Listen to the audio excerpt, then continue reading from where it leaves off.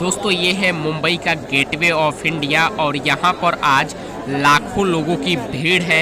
आप देख सकते हैं बगल में ताज होटल, पंचतारा होटल और कितना शानदार यहाँ पे लग रहा है आज का नज़ारा। तो इस वीडियो में आपको सब कुछ दिखाने वाले हैं और इसका इतिहास भी बताने वाले हैं। Hello friends, welcome back to my YouTube channel Prince के ब्लॉग। दोस्तों अभी हम मौजूद हैं मुंबई के गेटवे ऑफ इंडिया के सामने। हमारे पीछे आप लोग देख सकते हैं गेटवे ऑफ इंडिया है और इस साइड ताज होटल है, जिसको बहुत ही अच्छे से सजाया गया है और बहुत ही धूमधाम से पूरा देश 15 अगस्त यहाँ पर मना रहा है।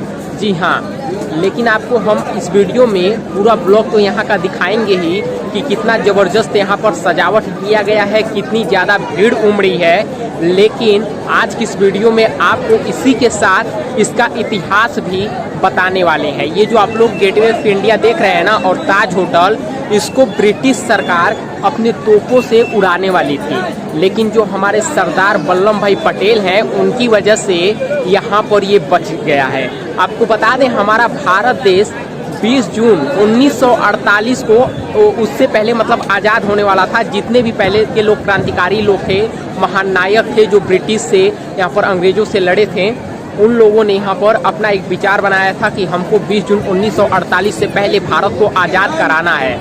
लेकिन हमारा देश 10 महीने पहले ही 15 अगस्त 1947 को आज़ाद हो गया। आज़ाद कैसे हुआ? गिर गांव से लेकर गेटवे ऑफ इंडिया तक सड़कों पर 400 लाशें पिच गई थी। जी हाँ, आपको बता दें जितने भी हमारे नौसैनिक लोग थे, जो भारत के सेना के लोग थे, वो लोग यहाँ पर मन बना चुके थे कि अब हमें ब्रिटिश सरकार से छुटकारा पाना है।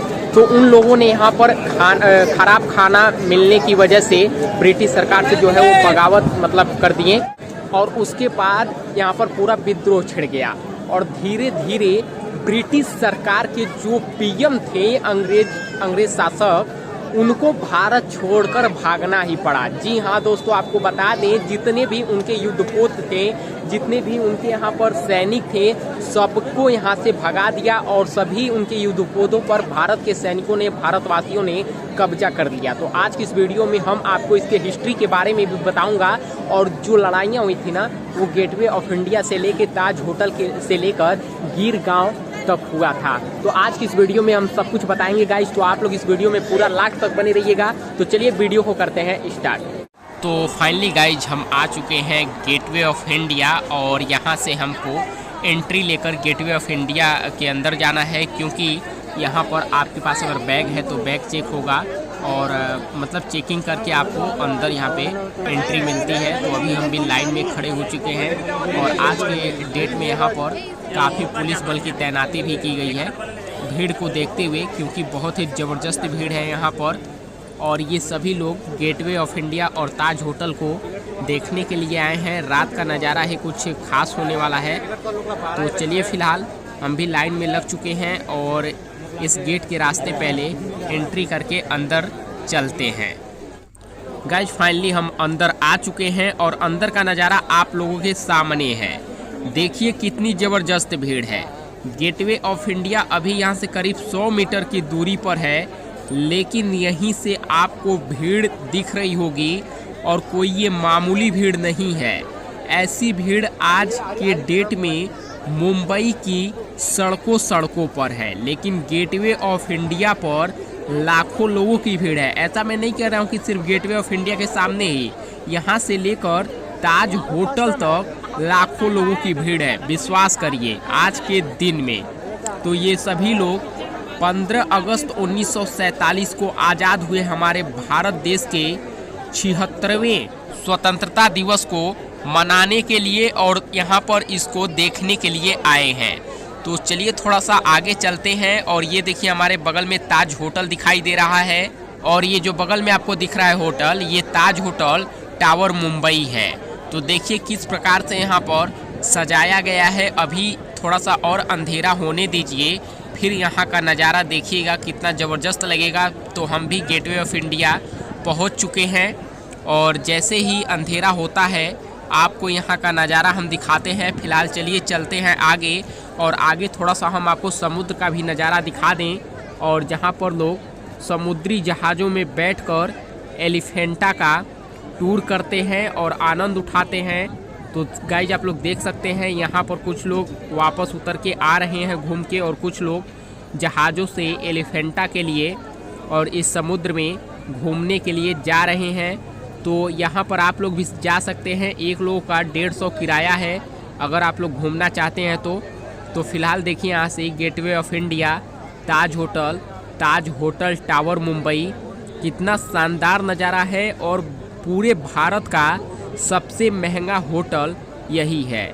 आपको तो पता होगा ताज होटल में बम धमाका हुआ था बहुत ही ज़बरदस्त, और इसी साइड का पूरा हिस्सा बिखर गया था, और लेकिन फिर से इसको तैयार कर लिया गया है।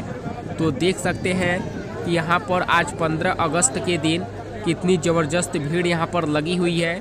दोस्तों गेटवे ऑफ इंडिया के ठीक सामने 560 कमरों और 44 लग्जरी स्वीट वाले 5 सितारा होटल ताज की है। आज इन्हें देखकर सबसे पहले 26/11 का मुंबई हमला याद आता है। लेकिन क्या आप जानते हैं कि साल 1946 में अगर सरदार पटेल ने न रोका होता तो इन दोनों इमारतों को, जो ये गेटवे ऑफ इंडिया है और ताज होटल है, इसको युद्धपोतों की 3 इंच की तोपों ने उड़ा दिया होता। जी हाँ, आपको यह सुनकर थोड़ा सा अजीब जरूर लगा होगा, लेकिन मैं आज इन्हीं इमारतों के सामने खड़ा हूँ और मेरा मकसद है आपको आज़ादी की एक खूनी जंग का किस्सा सुनाना। और इस किस्से की याद मुझे इसलिए आई है क्योंकि जिस जगह पे आज हम खड़े होकर 15 अगस्त को मना रहे हैं और लाखों की संख्या में लोग घूमने आए हैं, यहाँ पर कभी हमारे भारत के लोगों की यहाँ से लेकर गिर गांव तक 400 लाशें पसरी हुई थी। आपको बता दें कि ये वो जंग थी जिसके बाद ब्रिटिश पीएम क्लीमेंट एटली ने फौरन भारत छोड़ने का फैसला ले लिया, और हम तय तारीख 20 जून 1948 से 10 महीने पहले 15 अगस्त 1947 को ही अपने भारत को आज़ाद करा दिए। बात है 18 फरवरी 1946 की। बम्बई, पहले इसको बम्बई के नाम से जाना जाता था। यहाँ पर इसी बंदरगाह पर ब्रिटिश भारतीय नौसेना यानी रॉयल इंडियन नेवी के भारतीय नौसैनिकों ने घटिया खाने के बहाने अंग्रेजों के खिलाफ बगावत कर दी। कई महीनों से इन नौसैनिकों को घटिया खाना दिया जा रहा था। उन्हें नाश्ते में दाल और डबल रोटी दी जा रही थी, तो दोपहर में उसी दाल के साथ चावल परोसे जा रहे थे। आखिरकार बंदरगाह के करीब संचार प्रशिक्षण केंद्र यानी HMIS तलवार के नौसैनिकों का सब्र जवाब दे गया और उन्होंने नारे लगा दिए, खाना नहीं तो काम नहीं। उन्होंने अंग्रेज अफसरों का हुक्म मानने से इनकार कर दिया। बगावत पर उतारू नौसैनिकों ने HMIS तलवार के कमांडर आर्थर फेडरिक किंग की कार के टायर पंक्चर कर उस पर गांधी का क्विट इंडिया और नेताजी का जय हिंद लिख दिया। आपको सुनने में यह वजह बहुत छोटी लग रही है, लेकिन बगावत की चिंगारी तो पहले से भड़क रही थी। घटिया खाने ने इसे लपटों में बदल दिया। इसी गेटवे ऑफ इंडिया के बंदरगाह पर भारतीय नाविकों को पहले 16 रुपये प्रतिमाह मिलता था, जबकि एंग्लो इंडियन नाविकों की पगार 60 रुपये थी। उस समय 160 नाविकों ने नाश्ता करने से मना कर दिया, फिर उन्हें गिरफ्तार कर लिया गया और जेल में भी उनके साथ भेदभाव किया जाता था। दरअसल भारतीय के जो नौसैनिक थे वो दिल्ली के लाल किले में 5 नवंबर 1945 से आज़ाद हिंद फौज के 3 बड़े अफसरों पर चल रहे मुकदमों से सुलग रहे थे। इन अफसरों में major general Shahnawaz Khan, colonel Prem Sahgal और कर्नल गुरुबख्श ढिल्लो शामिल थे। उन पर ब्रिटिश रानी के खिलाफ युद्ध छेड़ने का आरोप मढ़कर मुकदमे चलाए जा रहे थे। इन्हें रेड फोर्ट ट्रायल्स कहा गया। एक ही दिन में यानी 19 फरवरी तक बम्बई में नौसेना की सभी 11 यूनिट के 20,000 नौसैनिक इस विद्रोह में शामिल हो गए। 22 फरवरी तक बगावत कुचलने पहुंचे अंग्रेजी सैनिक और बागी भारतीय सैनिक एक दूसरे को धमकाते रहे। जमकर गोलीबारी भी हुई। भारतीय नौसैनिकों ने बंबई बंदरगाह के आसपास 22 पोतों पर कब्जा कर लिया। अंग्रेजों ने नौसैनिकों को डराने के लिए बंदरगाह के ऊपर बहुत कम ऊंचाई पर युद्धक विमानों को उड़ाना शुरू कर दिया। जवाब में बगावत कर रहे नौसैनिकों ने बंबई के आसपास कब्जे में लिए गए युद्धपोतों की तोपों का मुंह गेटवे ऑफ इंडिया और होटल ताज की ओर मोड़ दिया। उन्होंने अंग्रेजों को चेताया, अगर हमें नुकसान पहुंचाया तो हम दोनों इमारतों को उड़ा देंगे, क्योंकि इन दोनों इमारतों को अंग्रेजों ने ही बनवाया था। HMIS तलवार तब ब्रिटिश नौसेना का अड्डा था। उन दिनों वहां कम्युनिकेशन ट्रेनिंग होती थी। आजकल इसे नेवल ट्रांसपोर्ट डिपो कहते हैं, जहां पुराने जहाज़ों की रिपेयरिंग होती है। यह साउथ मुंबई के कूपर एज एरिया में है। नेवी के इतिहास पर कई किताबें लिखने वाले कमांडर श्रीकांत बी केशनूर रिटायर हैं। वो कहते हैं कि HIMS तलवार में एक रेडियो स्टेशन भी था। विद्रोहियों ने इस रेडियो स्टेशन के जरिए ऐलान कर दिया कि वो हड़ताल पर जा रहे हैं। इस तरह से देश के सभी नेवल कैंप में यह संदेश फौरन फैल गया और देखते ही देखते 20 फरवरी तक 20,000 लोग, 78 युद्धपोत, 23 नौसैनिक स्टेशन इस विद्रोह से जुड़ गए। 19 फरवरी को कराची बंदरगाह पर नौसैनिकों के तमाम दफ्तरों में बगावत शुरू हो गई। कराची बंदरगाह के करीब HMIS हिंदुस्तान के नाविकों ने अंग्रेज अफसरों से कनेक्शन तोड़ लिया। 22 फरवरी 1946 को कलकत्ता, जो अब कोलकाता है, वहां पर युद्धपोत HMIS हुगली के नाविकों ने अफसरों का हुक्म मानने से इनकार कर दिया। साउथ बंबई की सड़कों पर अंग्रेजों भारत छोड़ो के नारे लगने लगे। आज़ाद मैदान में भारतीय नौसैनिकों ने मीटिंग्स कर अंग्रेजों के खिलाफ अभियान को तेज कर दिया। उन दिनों लग रहा था कि हर रास्ता साउथ बंबई की सड़कों तक जा रहा है। देखते ही देखते बंबई के इस इलाके की सड़कों पर 2 लाख से ज़्यादा लोग इकट्ठा हो गए थे।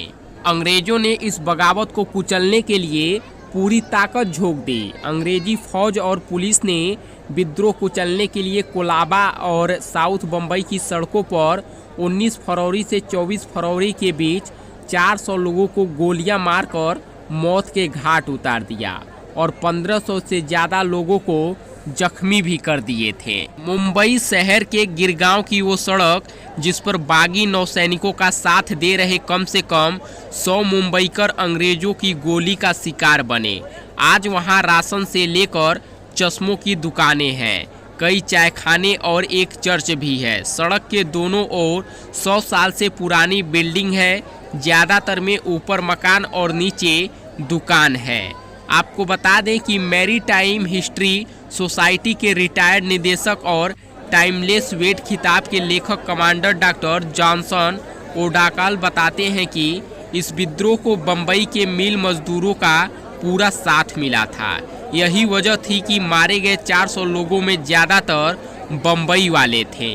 इस बगावत की शुरुआत तो 18 फरवरी 1946 को हुई थी, लेकिन इसकी चिंगारी 2 फरवरी 1946 से भड़कने लगी थी। विद्रोह की अगुवाई करने वालों में शामिल रहे BC दत्त ने कैम्ब्रिज यूनिवर्सिटी को दिए एक इंटरव्यू में कहा था, हम नेताजी सुभाष चंद्र बोस के साथ काम करने वाले सैनिकों की रिहाई चाहते थे, क्योंकि उनका मकसद क्रांतिकारी कार्रवाई था। वे हमारी ही तरह देशभक्त थे। दत्त ने बताया कि हमने 2 फरवरी 1946 की सुबह HMIS तलवार तक जाने वाली लकड़ी की सीढ़ियों पर भारत छोड़ो और जय हिंद जैसे नारे वाले पोस्टर चिपका दिए। इसी दौरान हमें गोंद के साथ पकड़ लिया गया और 8 फरवरी 1946 को कोर्ट मार्शल हो गया। ये सब देखने के बाद धीरे धीरे बगावत काफ़ी बढ़ गया और भारत के सैनिक भी पीछे हटने का नाम नहीं ले रहे थे। उसके बाद लास्ट में जब ब्रिटिश सरकार पे पूरा भारत के लोगों ने कब्जा कर लिया तो वो हार मान के भारत को छोड़ के चले गए। तो इस प्रकार से यहाँ पर आप देख सकते हैं कि इस समय जहाँ पर हम मौजूद हैं यहाँ पर कभी ब्रिटिश सरकार की हुकूमत चलती थी और हमारे अपने ही देश के लोग खुले में सांस भी नहीं ले पा रहे थे। तो दोस्तों आज देखिए ये जो आपको गेटवे ऑफ इंडिया और ताज होटल दिख रहा है, ये एक अपने आप में बहुत ही गर्व महसूस करने वाली चीज़ है कि हमारे भारत देश में इतना महंगा होटल है। तो आज की इस ब्लॉग में गाइज यही दिखाना था आपको। पूरा इतिहास तो मैंने आज की इस वीडियो में बता दिया है, लेकिन आप लोग देख सकते हैं कि यहाँ पर कितनी ज़बरदस्त भीड़ उमड़ी हुई है। ये भी नज़ारा देख लीजिए, बहुत ही तगड़ा नज़ारा लग रहा है यहाँ का। जैसे थोड़ा सा आगे आओगे आपको गेटवे ऑफ इंडिया का ये नज़ारा देखने को मिलेगा, जो कि बहुत ही बेहतरीन नज़ारा है। रात का समय हो चुका है, अब काफ़ी अंधेरा हो गया है। और देखिए यहाँ पर ये ताज होटल की खूबसूरती बहुत ही सुंदर लग रहा है, ताज होटल भी। और उसके बगल में यहाँ पर टावर, ताज होटल टावर मुंबई है। और यहाँ पर हमेशा भीड़ रहती है, लेकिन आज हद से ज़्यादा भीड़ है। तो गाइज यही है ताज होटल और देखिए यहाँ पर भी काफ़ी ज़बरदस्त भीड़ है। और चलिए थोड़ा आगे चलते हैं और यहाँ पर देखिए जो ताज होटल टावर मुंबई है, जहाँ पर 3D लाइटें लगाई गई हैं और हमारे भारत का तिरंगा भी यहाँ पर लहर रहा है। और देखिए लिखा है the nation in celebration 75 years of independence day. तो गाइस देख सकते हैं आप लोग यहाँ पर भारत का झंडा जो है वो लहरता हुआ, और यहाँ का नज़ारा आज बहुत ही खास है। ताज ज्वाइंस आगे लिखा हुआ था। तो देख सकते हैं आप लोग आज यहाँ पर सड़कों पर 24 घंटा भीड़ था, बहुत ही भयानक वाली भीड़। तो गाइस उम्मीद करूँगा ये ब्लॉग आपको पसंद आया होगा। आज की इस ब्लॉग में बस इतना ही, मैंने सब कुछ दिखा दिया है, यहाँ का इतिहास भी बता दिया है। उम्मीद करूँगा ये ब्लॉग पसंद आया होगा। जल्द ही मिलते हैं नए ब्लॉग में। धन्यवाद।